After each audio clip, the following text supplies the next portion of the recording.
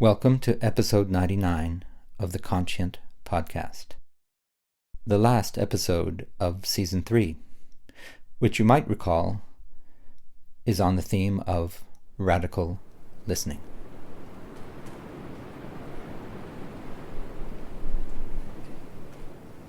I invite you to guess, what is this space?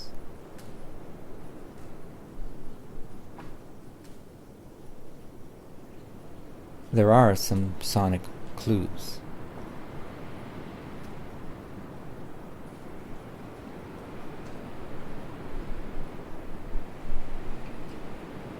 It's clearly an indoor space.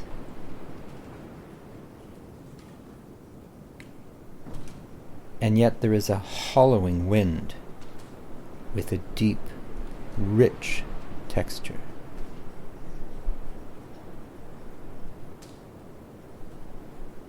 You can hear the gentle crackling of wood.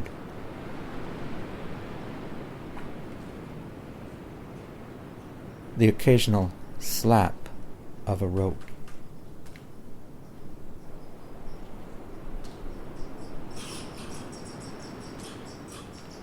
A squirrel.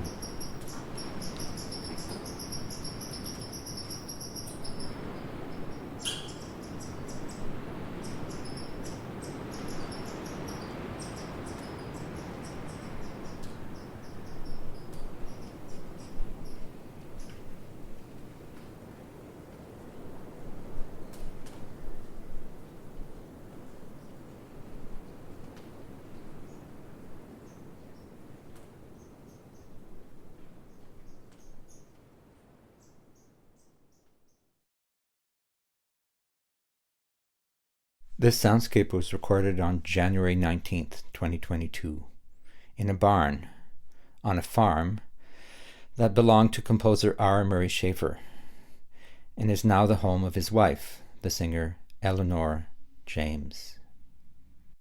The farm is located near Indian River, Ontario, about 20 kilometers east of Peterborough, which is the traditional territory of the Anishinaabe Mississauga people, adjacent to Haudenosaunee territory and in the territory covered by the Williams Treaty. I went to the farm to record winter soundscapes for this episode, Winter Diary Revisited, which is a soundscape composition dedicated to the memory of composer, writer, music educator, and environmentalist R. Murray Schafer. While visiting the farm, I had a conversation with Eleanor James about Murray and his relationship to winter. Here is an excerpt. I'm with Eleanor James, and I just spent some time in your barn. Thank you so much. You're welcome.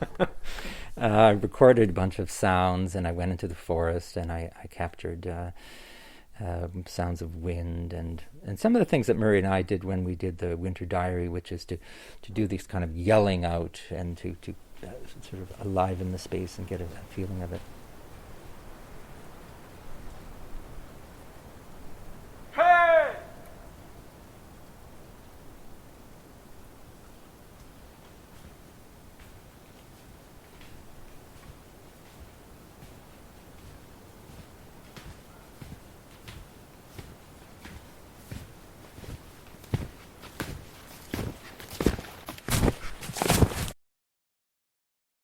So many things that you could talk about Murray, but any thoughts that you have, his thoughts about soundscapes, of course, but also around recording and winter sounds. Did anything come to mind?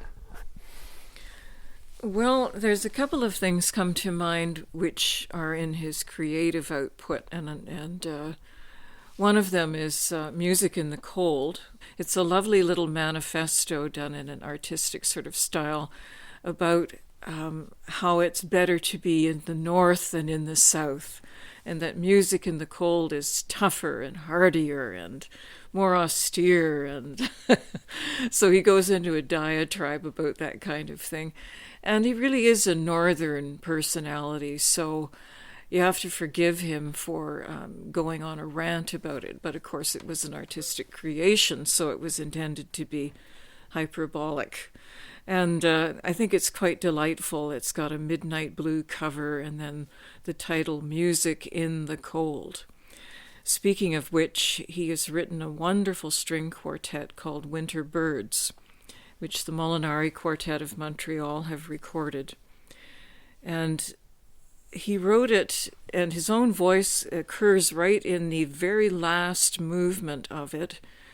And he describes the winter of 2005, looking out his studio window at the birds feeding at the feeders. We used to fill the feeders with seeds, and we'd have all kinds of little birds coming and fluttering and going and making little soft sounds. And so in the string quartet, he describes a whole event of birds just fluttering and coming and going, and the total silence surrounding them, not only acoustically but visually as well. Nothing but the snow, just like it is today. Snow heaped everywhere, and just these little birds making tiny fluttering sounds with their wings. And then there's the piece that he wrote for choir called Snow Forms, which is actually quite popular. And he wrote it as a graphic score, and it's written on a sort of pale turquoise green paper. And the choir reads the shapes of snow. And again, those shapes were something that he observed looking out his studio window and drew graphically, and then composed it so that pitches were associated with these tones. And it's just a marvelous, marvelous description of winter. And so for Murray, all of the soundscape work that he was so interested in just fed into his artistic abilities and his artistic gifts as a composer. I reread Murray's Music in the Cold book when I got back to Ottawa, which he wrote in 1977 when I was 17. It's interesting to look back at this piece of artistic reflection and provocation. Here are the last 11 lines of the book. Saplings are beginning to sprout again in the moist earth. Beneath it, animals can be heard digging their burrows. Soon, the thrush will return. The old technology of waste is gone. What then remains? The old virtues, harmony, the universal soul, hard work. I will live supersensitized, the antenna of a new race. I will create a new mythology. It will take time. It will take time. There will be time.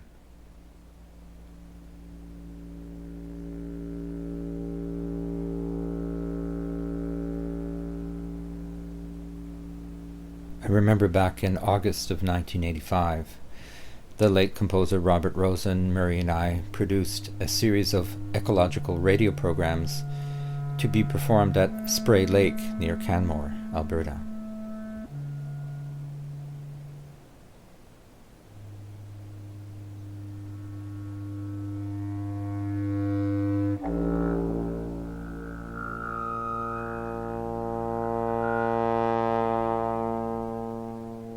Murray was in Banff to present his music theatre piece, Princess of the Stars.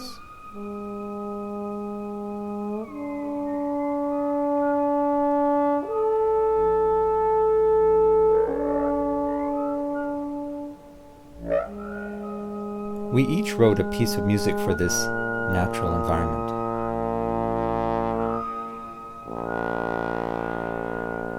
Mine was for bass clarinet and trombone, called Eclogue for an Alpine Meadow. That's me playing on bass clarinet. Murray was a mentor to Robert and myself on this project, sharing his vast experience in writing music for and with a natural environment.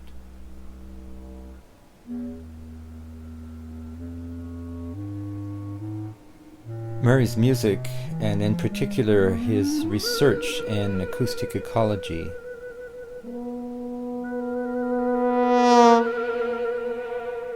have had a deep influence on many composers, educators, researchers, and sound artists around the world, including myself.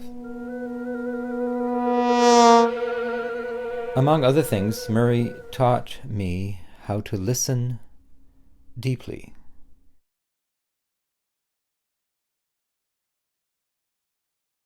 Both with my ears and with a microphone. I remember long conversations with Murray about listening, radio, acoustic ecology, field recording, technology, including how to make a living as a composer.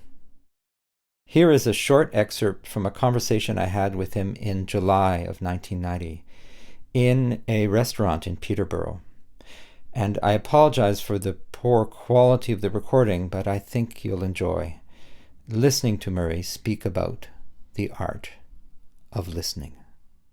And then you probe, by asking sort of further questions. Was it inside? Was it outside? Was it, are there a lot of people assembled there? Is there nobody there? I mean, is this in Canada, or is it outside of Canada? Is it in Europe? I mean, you heard a train. Was it Canadian train whistle? European train whistle? You heard a language. What language was it? You heard, and any of these, cues that you might have heard that would help you to identify where you were, and then tell them afterwards, of course, where the actual recording was made. But force them to sort of really use their ears to try and, did you hear any birds? Did you hear any of this? Did you hear any sounds that would help you to localize it?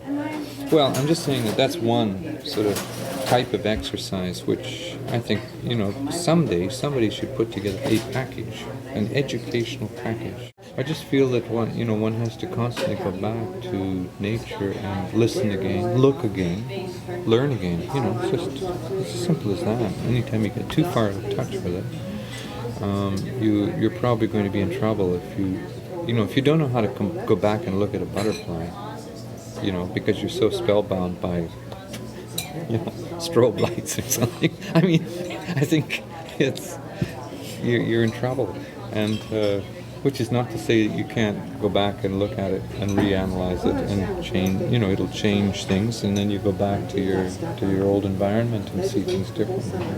In nature, what you're so conscious of is the cycle of life and death, and how the interchange, that almost sine wave of life and death, but also of silence and activity, and that there are certain times when certain creatures are quiet and certain other times when they speak, and there's a give and take in the natural soundscape that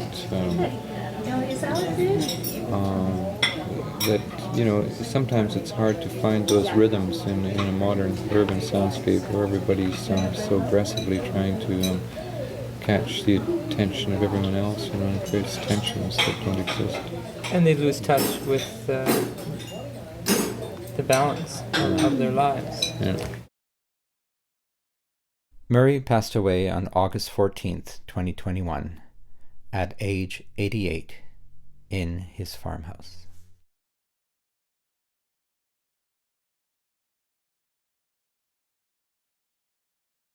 Shortly after his passing, I was honored to be asked to write a remembrance piece about my personal experience with Murray. This request came from Eric Leonardson, president of the World Forum for Acoustic Ecology, an organization that Murray helped found in 1993 at the Banff Centre, and that continues its good work to this day.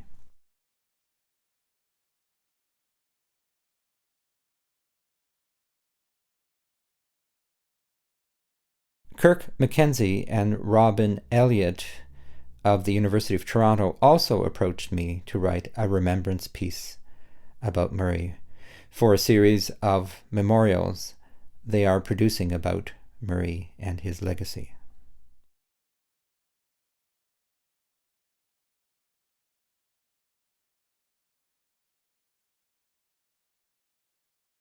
I decided to produce a soundscape composition instead of writing an article for this remembrance piece. Here's the story. In 1996, Murray received a commission from the Akustische Kunst department of the West German Radio, the WDR, in Germany, produced by Klaus Schöning, to record a radio program about the winter soundscapes of rural Manitoba called Winter Diary. Now, Murray had produced many radio pieces before for the CBC and the WDR, but he needed a hand with this rather large-scale production. So he hired me as a recordist, editor, and mixer, but also as a driver and scout. I was 37 at the time and was about to be married to filmmaker Sabrina Matthews and start a family in Montreal, which we did. However, back then, I still had the time and the energy to do a 10-day road trip and to spend the weeks afterwards editing it all together with Murray. We certainly had a lot of fun together on that trip. Hey.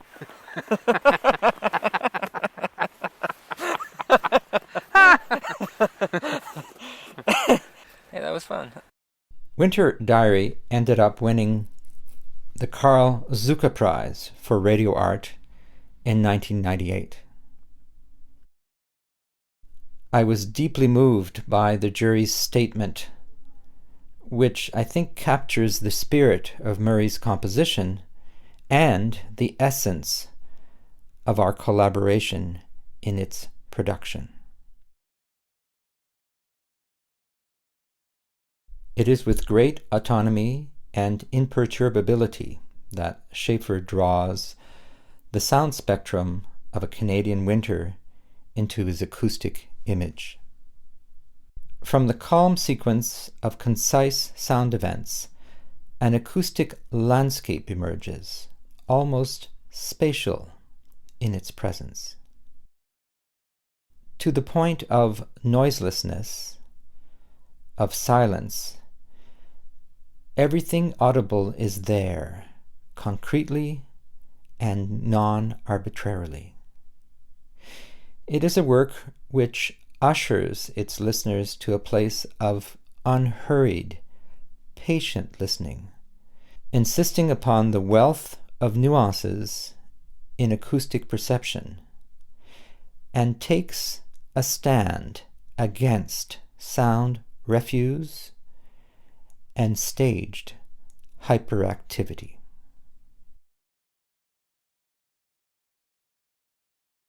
While I was doing research for this piece, I found the first draft of an unpublished 13-page essay in my archives that Murray wrote at his farm on February 15th, 1997, about the creation of Winter Diary.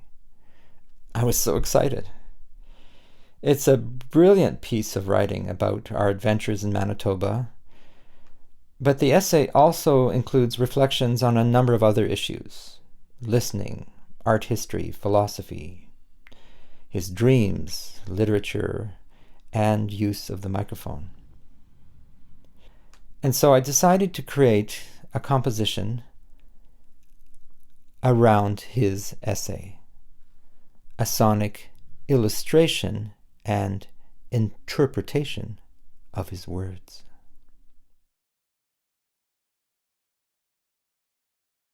But first, let me tell you a bit of a story about microphones. Murray had a love-hate relationship with the microphone.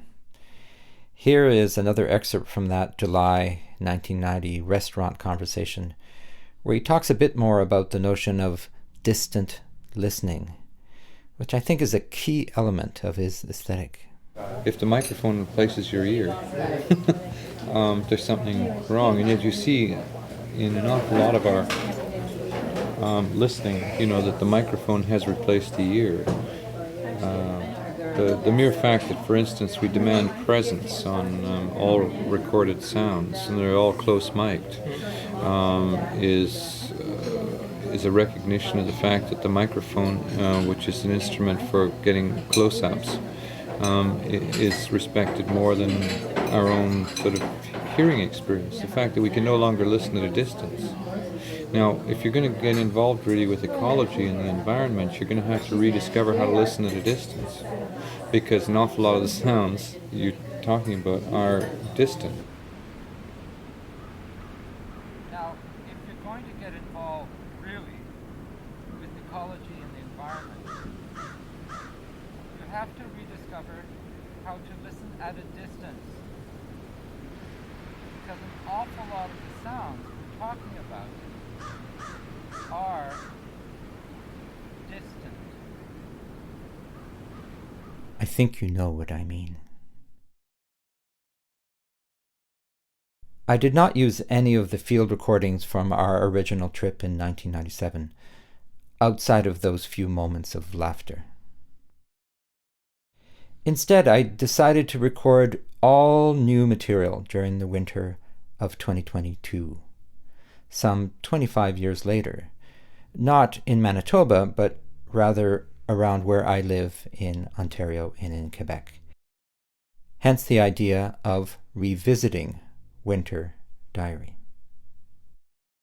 However, I did use some field recordings from my archives, as well as a few excerpts of some of my previous soundscape compositions. All of those are noted in the episode notes. So most of the soundscapes that you're about to hear are natural, but a few have been transformed using tools like GRM tools and spatializers. And I was interested in exploring that liminal space between reality and fantasy.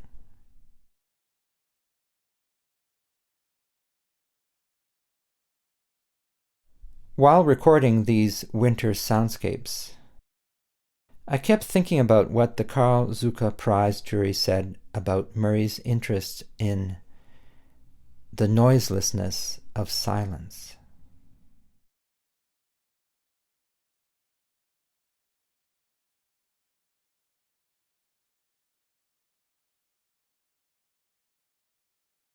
I also thought about the idea of ushering the listener to a place of unhurried, patient listening.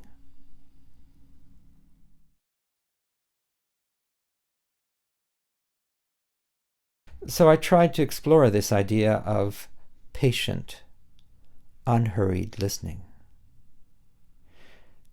as well as the notion of radical listening.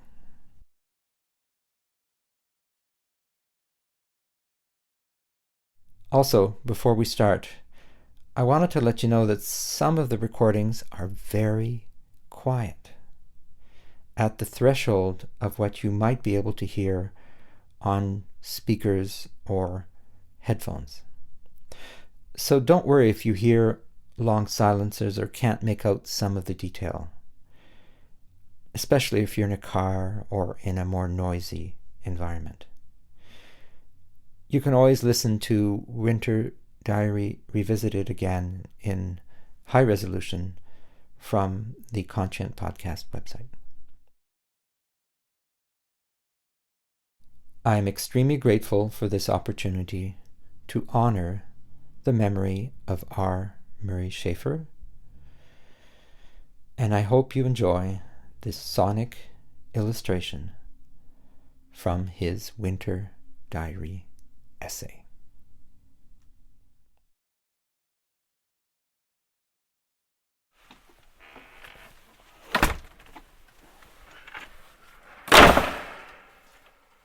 Claude Schreier came by today to plan the Winter Diary radio program for the West German radio.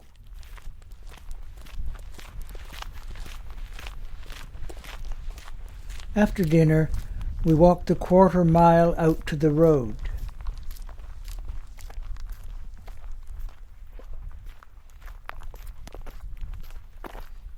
there was a powdering of light snow, making the landscape bright under the stars.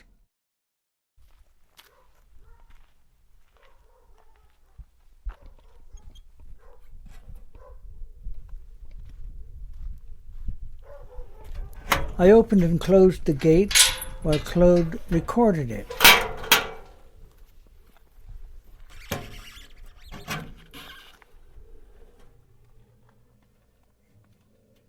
Then I went to the tin mailbox and flapped the lid. Both are sounds characteristic of rural life in Canada. The flapping got the neighbor's dog barking. Then, more distantly, other dogs began to bark. Dogs were the original alarm systems in the countryside and remain so despite electronic technology. Could be a thief or a wolf out there. The message is telegraphed from farm to farm, and behind every dark doorway, a farmer cocks his gun. The dogs grew silent again as we trudged back.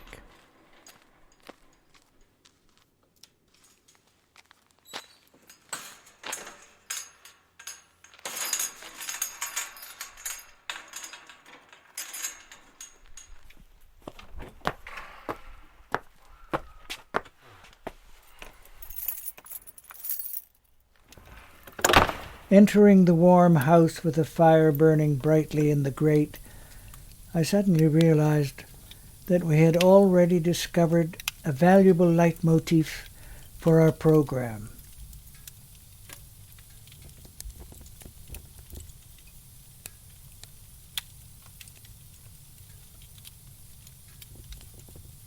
The contrast between warm, populated rooms and the vast, cold spaces that surround them during the Canadian winter.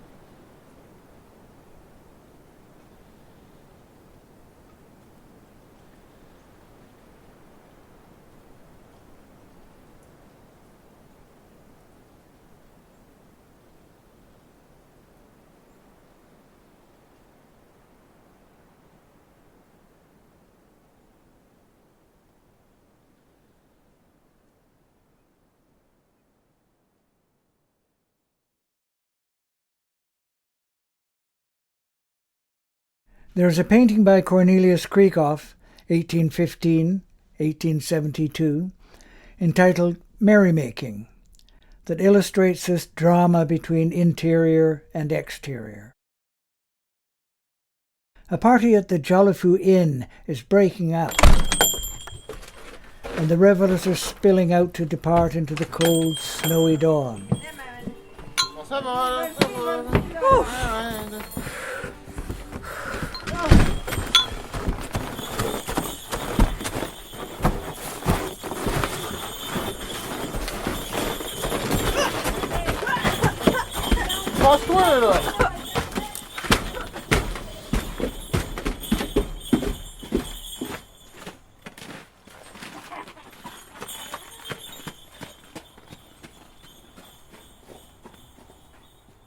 The drama of the scene is depicted in Bruegel style.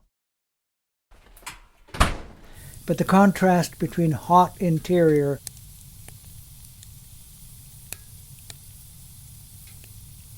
and cold exterior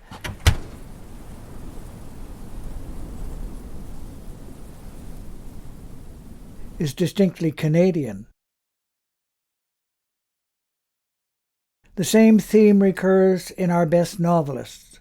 For instance, in Frederick Philip Grove's Over Prairie Trails, 1922, or in Sinclair Ross's As for Me and My House, 1941, the contrast between interior and exterior creates the drama between society and selfhood.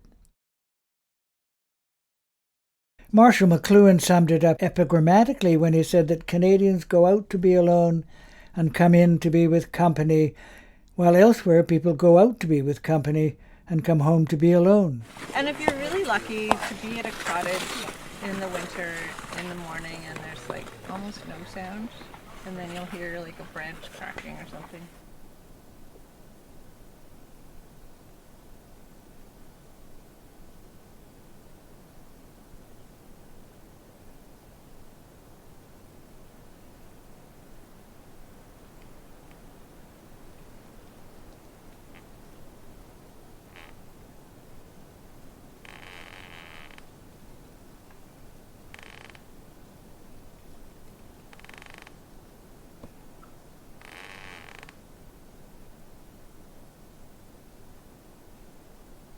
The hinge is the door.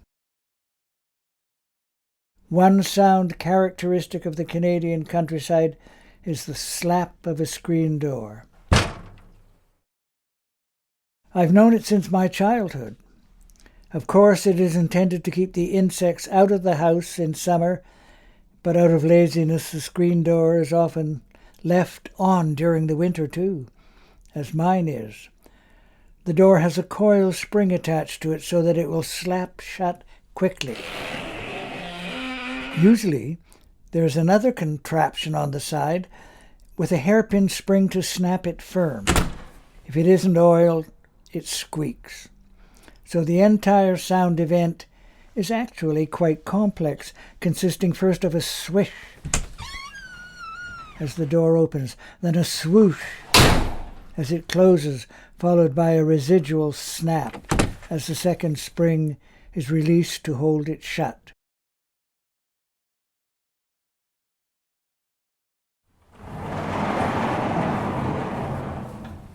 The subject of doors could occupy a doctoral thesis or two. Every continent and climate has its own vocabulary and rhetoric of doors, as different as the languages of the people who open and close them.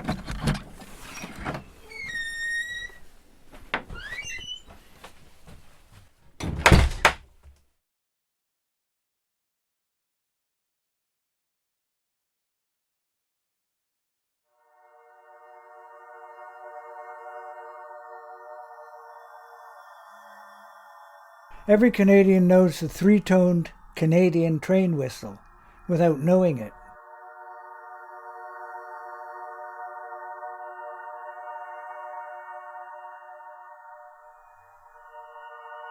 Tuned to an E-flat minor triad with the fundamental at 311 Hz, it's the most authoritative sound mark of the country.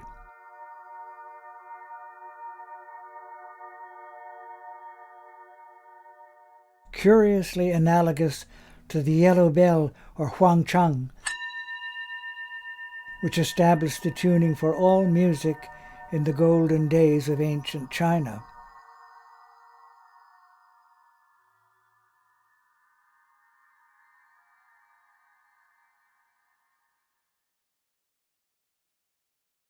The legend goes that when the tuning of the yellow bell was abandoned, the empire would fall into ruin.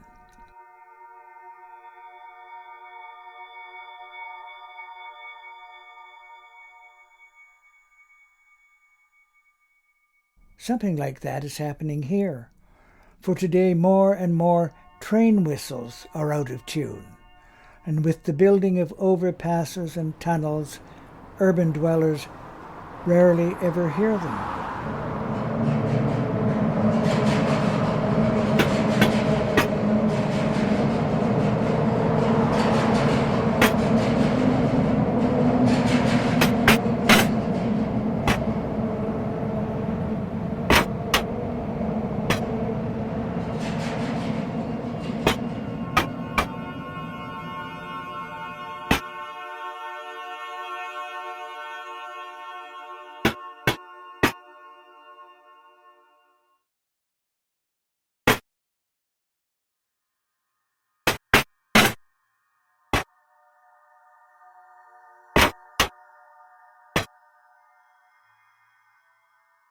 Canadian railroads all run east-west. As the authority of the railroad vanishes, the east-west axis gives way to a south-north bias. For example, American invasion.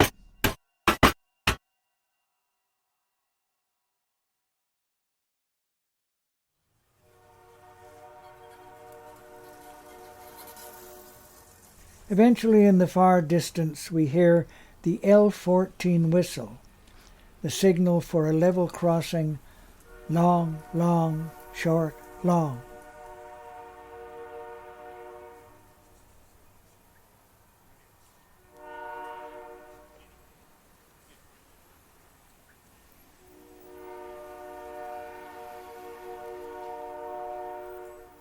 Which incidentally is also the rhythm of the opening phrase of the Canadian national anthem.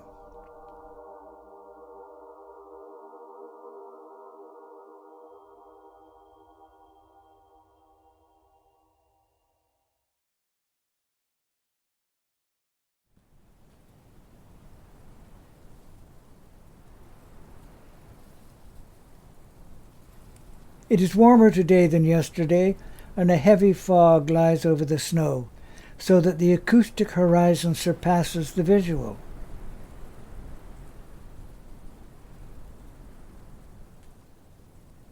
Frederick Philip Grove talks about getting lost in the fog in over prairie trails. Then he had to rely on the instinct of his horses.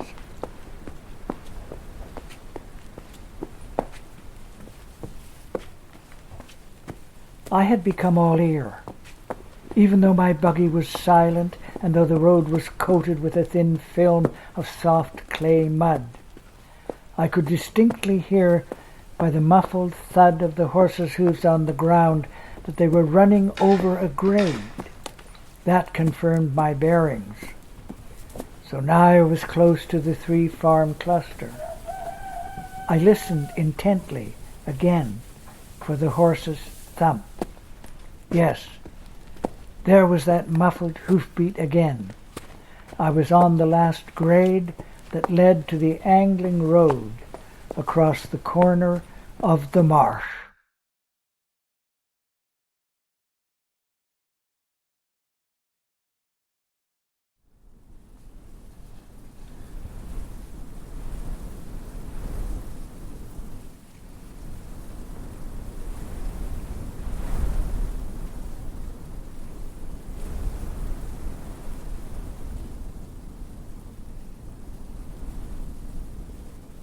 What would the prairies be without wind? It's the keynote sound here.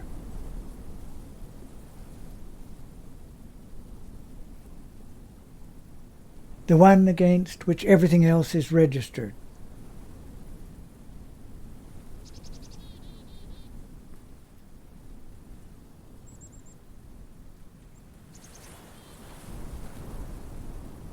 But to record it?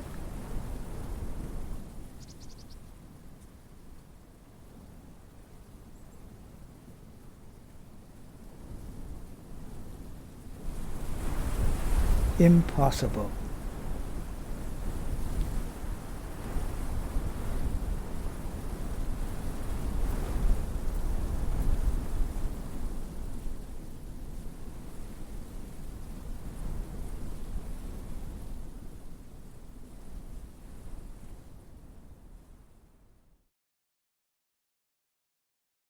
The microphone hasn't yet been invented to effectively record nature's most elementary sounds.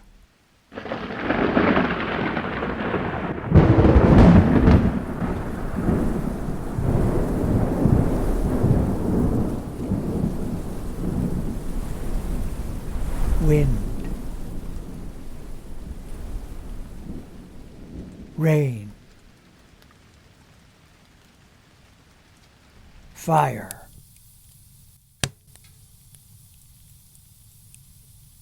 The mistake in recording the environment is in trying to pull a huge spread of events, far and near in all directions, into a single focus. The soundscape isn't stereophonic. It's spherical.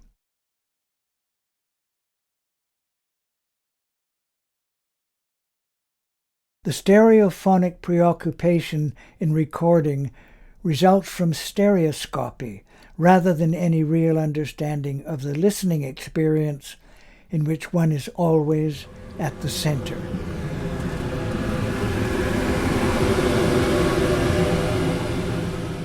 One would like the microphone to observe the same respect for figure ground that our ears do, elevating those sounds we wish to receive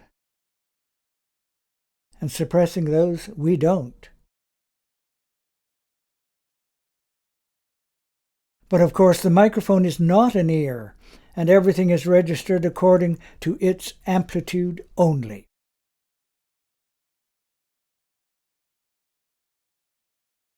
Could we imagine a future microphone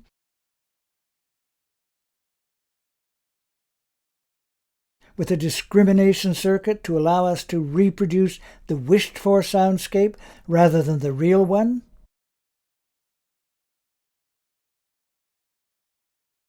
Or is that merely another form of pathetic fallacy that only the romantic recordist could hope for?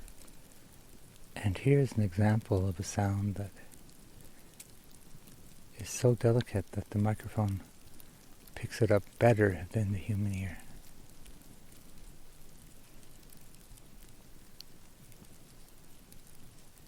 The value of the microphone is that it presents simply what is there.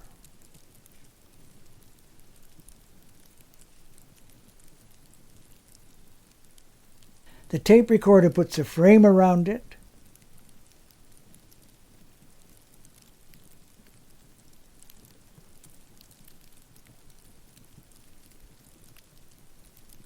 often astonishing us with the sound events our real ears have missed.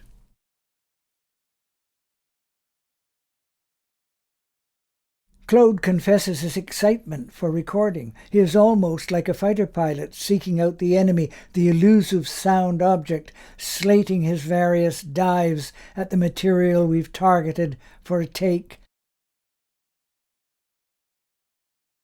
hoping the desired event will occur on cue, wondering whether to stalk it silently or prompt it or forget it and seek another campaign. So many things can go wrong, He says excitedly.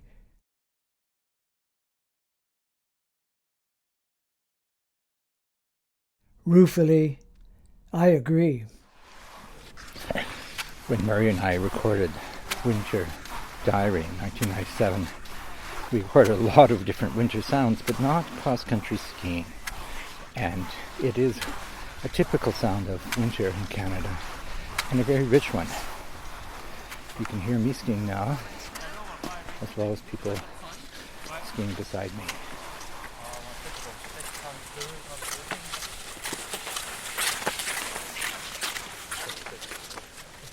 People who live by the sea know how the color of the water changes constantly. But one has to live with a long winter to know the perpetual changes in the sound as well as the color of snow.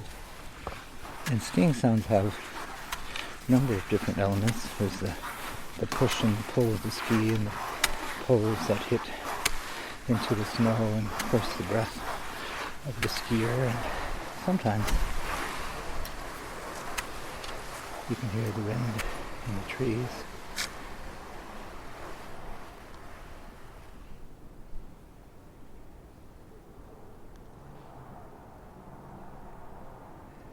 Snowmobiles in the distance.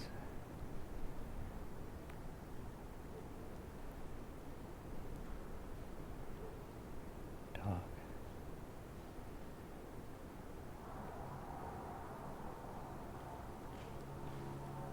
Even the lapse of an hour can alter it profoundly, and the experienced listener can pinpoint the temperature by the sound of his footsteps in it.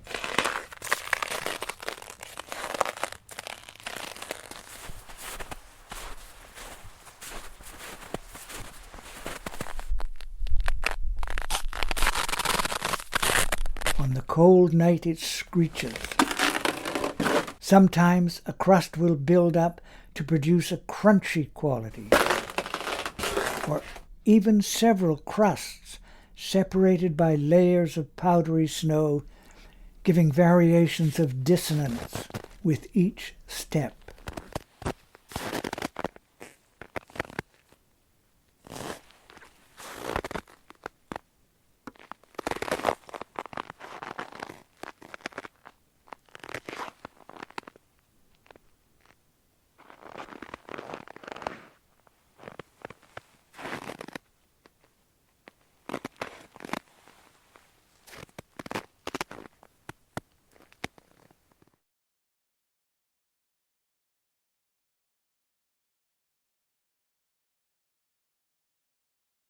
We always take the most ordinary sounds for granted. Assuming cars to be universal, we forget that they sound different in different environments.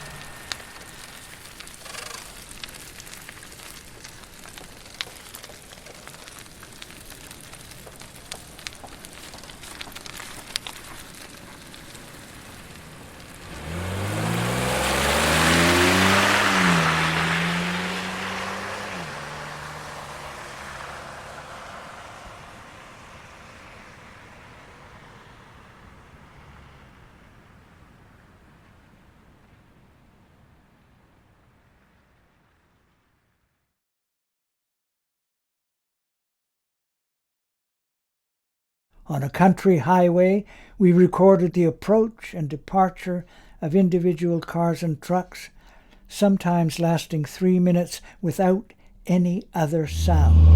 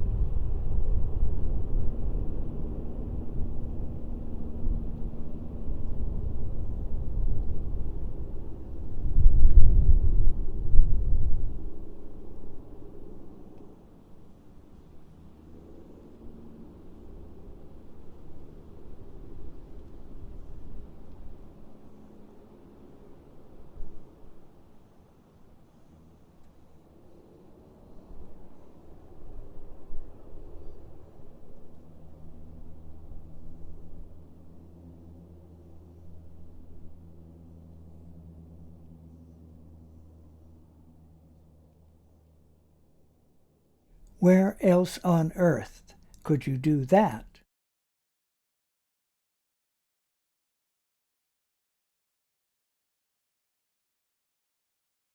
Excursion into park. Total isolation.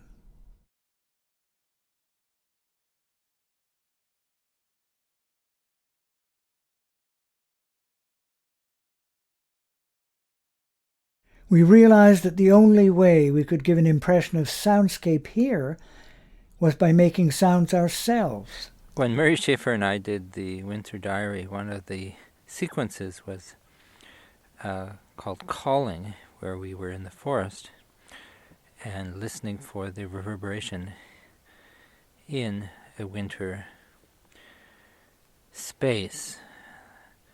In that case, it was a forest. And here I am on January 11th, 2022, Gatineau Park.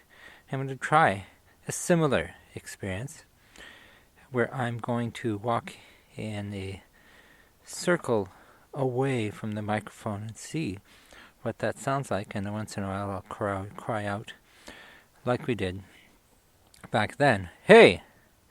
And you can hear the reverberation and the movement, and it's a way to experience a winter soundscape by interacting with it. So here we go. So we set up the microphone in the snow and walked away from it, calling in different directions. Hey!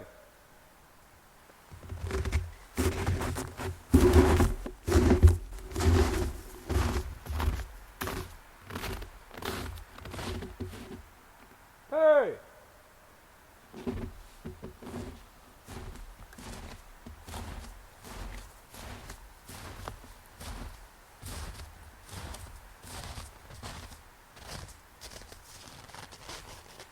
Hey!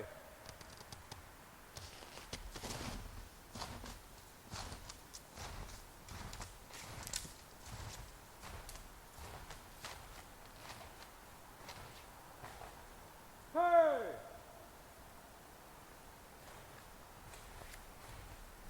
How far is it across the valley?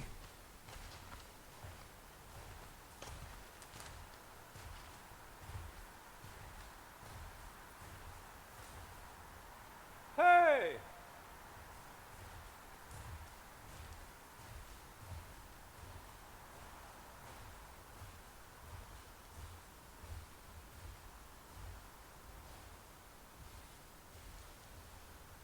Hey!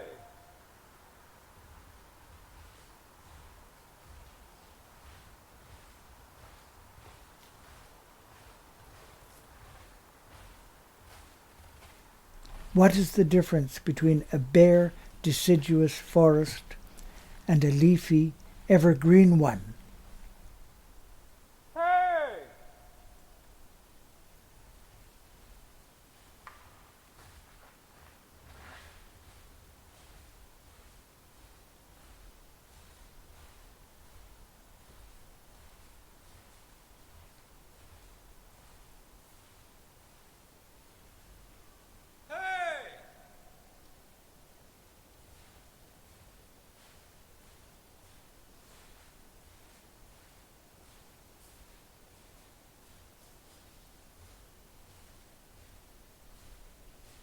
Your voice will tell you.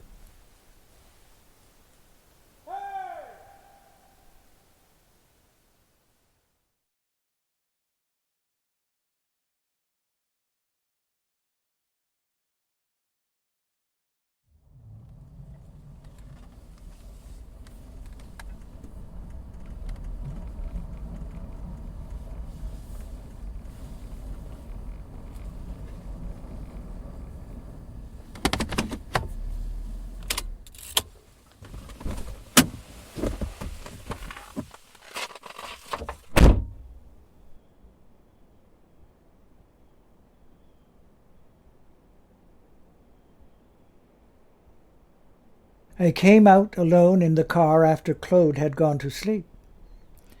Never had I heard the world so silent.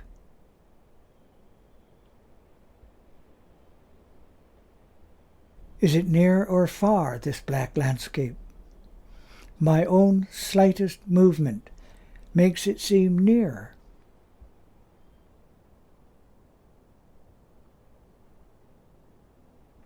The frosted crack of a distant tree makes it vast.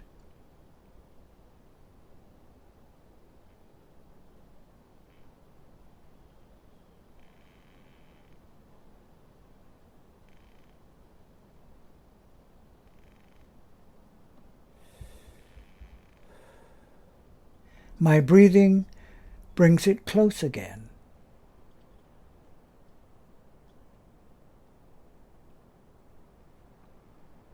Justin Winkler pointed out that the soundscape is essentially a static term, but here it seems dynamic, increasing to to an infinite volume, then shrinking right inside me as my stomach growls.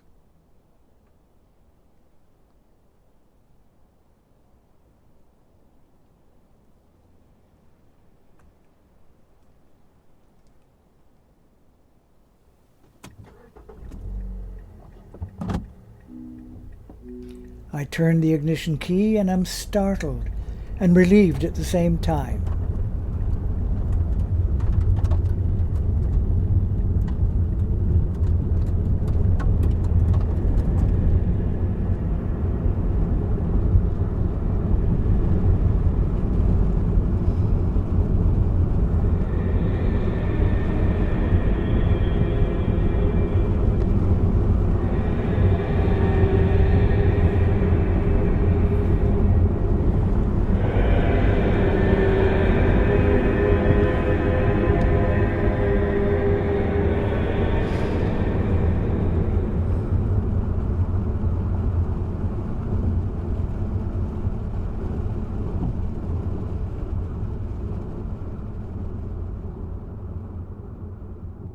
My escape.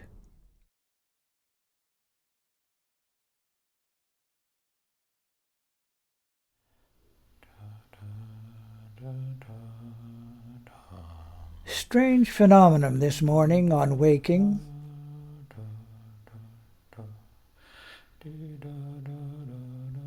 In my dream, I had been singing a solo song at some kind of gathering.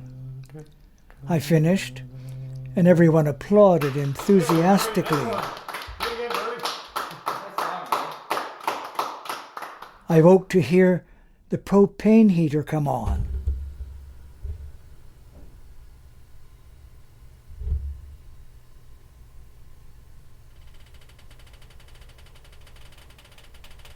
So the conclusion of my song and heater were synchronized, but I stress that I had sung a rather lengthy song to its conclusion before the applause of the heater.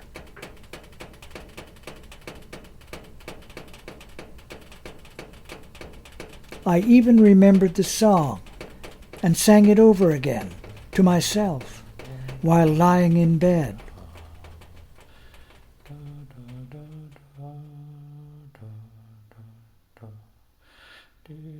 Had I anticipated the end of it and paced the singing to a sound that I could somehow forehear?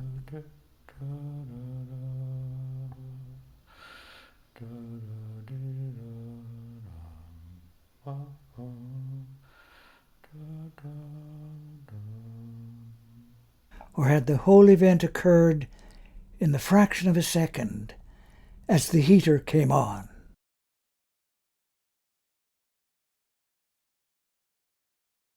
Spotting some children knocking down some icicles in a St. Rose du Lac, we rushed over to record them, but frightened them away.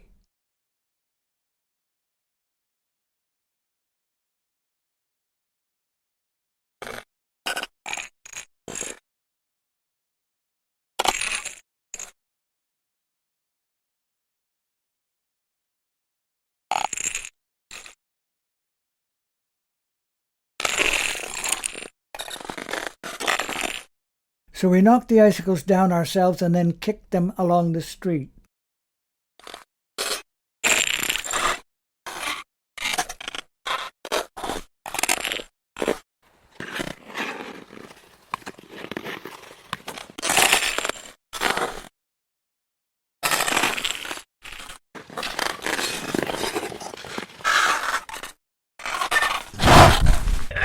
Each chunk had a different pitch, and pieces, when they broke into pieces, the pitch rose.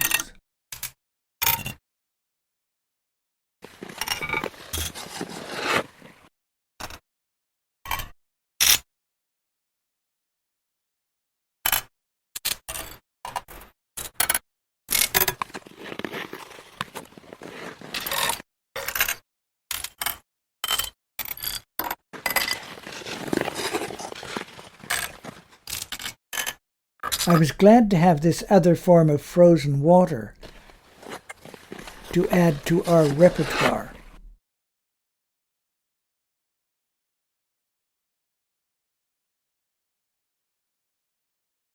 The sun was setting. It was totally quiet.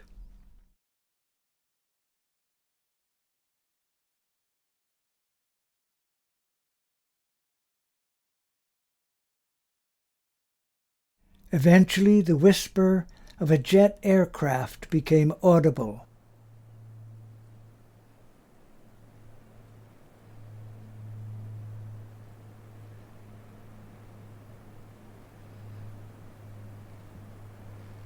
It crossed the sky distantly.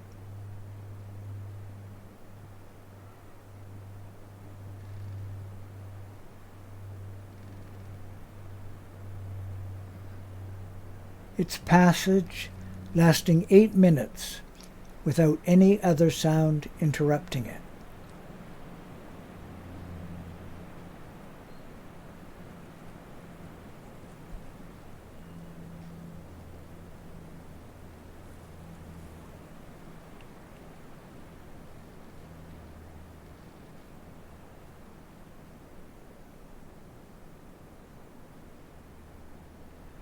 A perfect sound event in an anesthetized environment.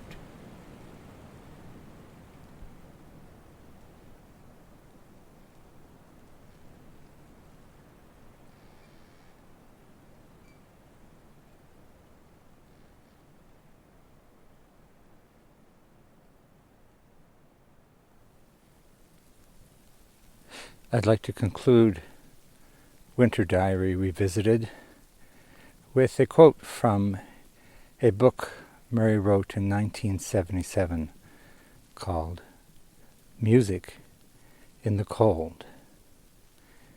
Here are the last 11 lines of that book. Saplings are beginning to sprout again in the moist earth. Beneath it, animals can be heard digging their burrows. Soon, the thrush will return. The old technology of waste is gone.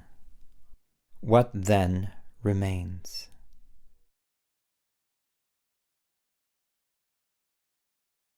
The old virtues, harmony, the universal soul, hard work. I will live supersensitized, the antenna of a new race.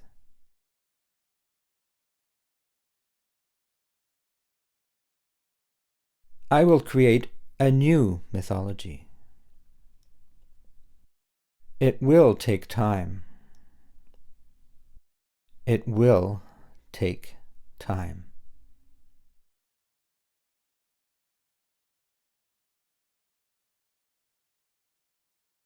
There will be time.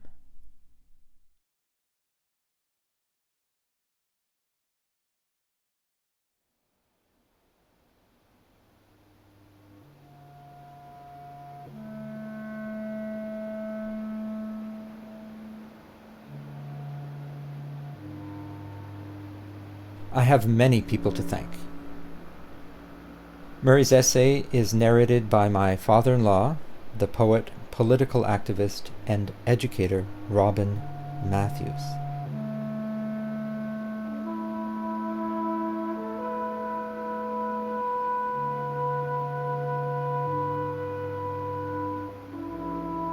And in passing, I invite you to listen to an episode about his work, episode 88, called On Radical Listening and Political Poetry.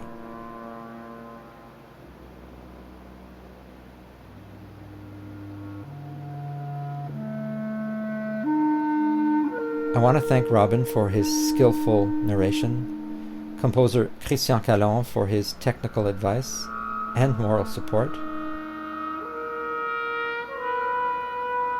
artistic director Darren Copeland and executive director Nadine Theriault-Copeland of New Adventures in Sound Art, or NESA.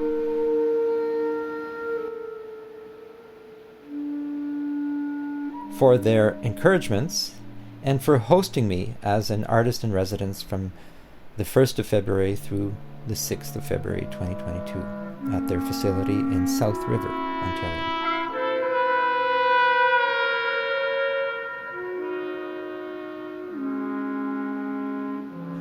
Thanks also to Eleanor James for the permission to use Murray's essay, for the photos of the farm, and for our conversation.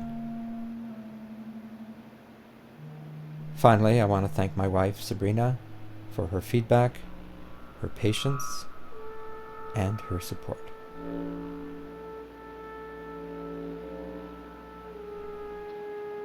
Winter Diary Revisited was premiered at the Deep Wireless Festival of Radio and Transmission Art on Saturday, February 5th, 2022 at 7 p.m. Eastern Time.